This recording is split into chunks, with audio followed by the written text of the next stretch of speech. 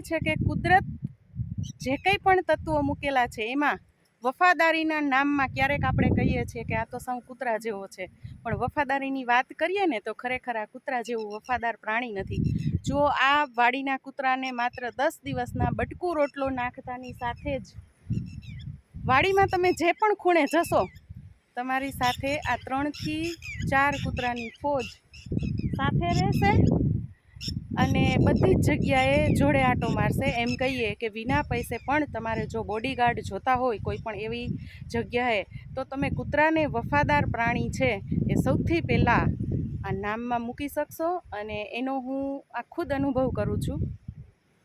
કુદરતની બલિહારી છે કે કુદરતે કંઈક તો એવા તત્વો મૂકેલા જ છે કે જ્યાંથી આપણને દિલથી કંઈક ને કંઈક ફરી રિટર્ન મળે છે અને એટલે આપીએ છીએ. એટલે કહેવાય કે કંઈ પણ સેવા કરતા હોય કે કંઈ પણ તમે કોઈને બટકું રોટલો નાખો ને તો એમની પાછળ પણ એક નાનો એવો ફરી પાછો છુપેલો આપણો કંઈક રિટર્નનો ભાવ હોય કે ના હોય, પણ કુદરત તો એ ફરી પાછી રિટર્ન કરે જ છે.